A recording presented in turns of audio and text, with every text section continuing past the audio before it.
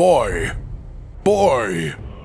Boy. What, Dad? Oh, you're here. Yes, you literally summoned me from the dead. You're dead? I guess? And when did you get so big? Geez, maybe that's why I died, Dad. This is weird. Ladies, gentlemen, and Tarnished of all ages, while we're all waiting for DLC to finally drop, or at least be mentioned by the dev team for Elden Ring, you may be looking for new things to do within this game. You may be looking for more to mess around with, and today I have something beautiful to share with you all. A full-on fan-made DLC mod for Elden Ring, still in production, created by modder and YouTuber Garden of Eyes, with some work from others involved as well. As you can see from even the main menu of the game, something is a little bit different. Once you launch into it, you'll find even more fun to be had. Within this mod, we have a few exceptional things going on, including 7 new weapons, as well as a couple of different skins for some of those weapons as well, and 5 of these have totally new and unique movesets that are separate from the weapons in the base game of Elden Ring. The others are just extremely well-made weapon skins. All of these are meant to represent different weapons that have been in the God of War series over the years, from God of War 2 all the way up to the recently released Ragnarok, because as this mod's name implies, it is a modded DLC crossover between Elden Ring and the God of War series.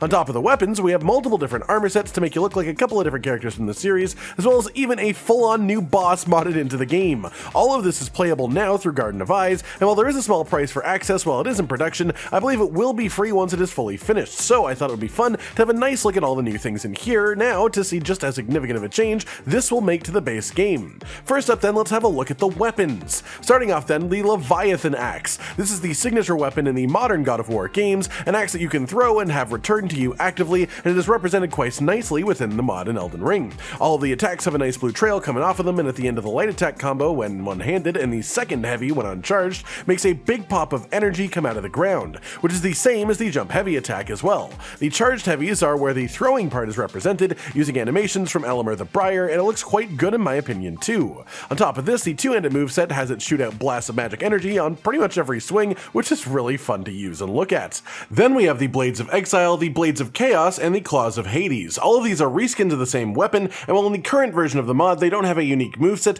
Garden of Eyes has released a trailer very recently for their new moveset that they will have, which is being added in as we speak. In one-handed mode, the moveset is very similar to power-stanced whips, but with really cool chain blade animations and trails and effects of course, and then when you swap over to two-handed, you flip the blades backwards and use them as a sort of melee weapon. Very similar to a dagger moveset, but a bit slower and a bit beefier to represent the heft of the swords. On top of this, with this update, the different chain blade skins will have their own unique effects trailing after them to make them look even cooler. I love chain blades as a weapon concept, so I'm pretty excited by this one. Then we have the Draupnir Spear, which is my personal favorite of these weapons, at least before we get to the one that drops from a boss, and it is a full revamped weapon that has a lot of fun changes to it as well. The Ash of War is the classic Solaria's Woe beam, but it can be changed. The light attacks when one-handed are all projectiles, which is really fun to play around with. You just throw them at your enemies non-stop, and then the first heavy attack in the chain throws the spear up and makes it start raining arrows from above, and the second one slams the spear down, which makes a bunch of holy spears come up from the ground to impale anyone around, which is also the same animation as the jump heavy attack. When two-handed, the moveset just becomes a load of unbelievably fast thrusts and spins,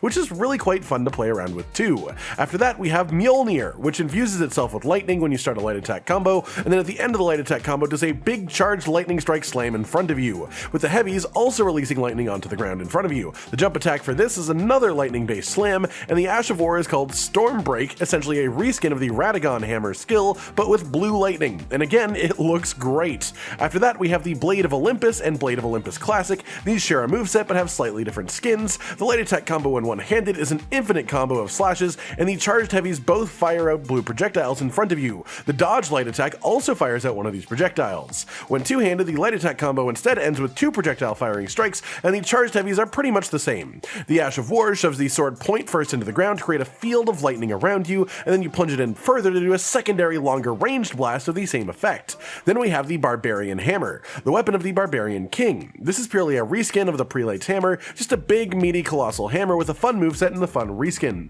Then finally, what is probably the most fun weapon, and the only one of these that you actually have to defeat a boss to receive, which is the Nemean Cestus. Some real big meaty fist weapons. The light attacks are relatively normal, though changed a bit to match the animations of the Hercules boss that that's in this mod itself, as well as adding a cool shockwave animation around every single hit. The shockwave doesn't do anything mechanical, it just looks really cool. The heavy attacks are just really meaty forward punches, but the jump attack creates a giant shockwave of blue energy around you. The Ash of War is a reskin of Horalu's Earthshaker, in which instead of earthquakey shockwaves, you make massive explosions of blue energy around you with every smash. When it comes to the armor, there are technically 4 different sets. The modern era God of War Kratos model, which of course looks fantastic even in Elden Ring, Odin from the modern God of War game, who again looks surprisingly good being a mod in this game, and then we have 2 more classic Kratos skins, the Ghost of Sparta here, and then the Ghost of Sparta Classic. All of these look great in my opinion, and of course fit the theme of what this DLC mod is. Then before we get to the bosses, we also have a summon that has been added in,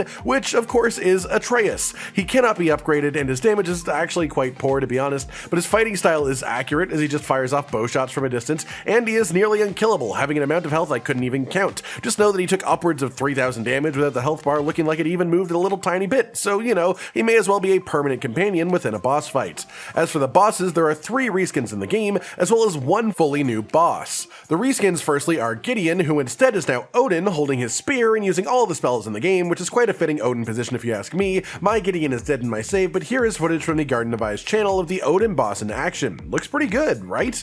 Then we also have a reskin for Radagon, the precursor to the Elden Beast, who in this version instead looks like Thor, and a lot of his effects, pretty much all of them, have been changed to be a beautiful blue lightning to properly represent this. And, well, even for a reskin, this actually almost feels like you are fighting Thor. The moveset is lovely and fitting for the look, and it fits great into this God of War mod. Then finally for reskins, we have one that is somewhat incomplete in Godfrey. In the first phase, this is remodeled to look like the Barbarian King boss, however, the model looks a bit incomplete to me, but in the second phase, this is made to look like Hercules swinging around the Nemean Cestus, and, well, it also has a couple of new animations worked in there with a bit of a magical pop of damage out of the ground, which makes a lot of sense, because then we of course have the actual full-on new boss, which is Hercules himself. This one is fantastic. You use a talisman which teleports you to the Leyndell Colosseum, which honestly was just begging to be a boss arena. Then after a couple of seconds, Hercules will spawn in behind you. He is a 2-phased boss, which is great, and while he borrows attacks from Horalu, the second phase of Godfrey, he definitely feels unique, as in the first phase he will only use the bigger,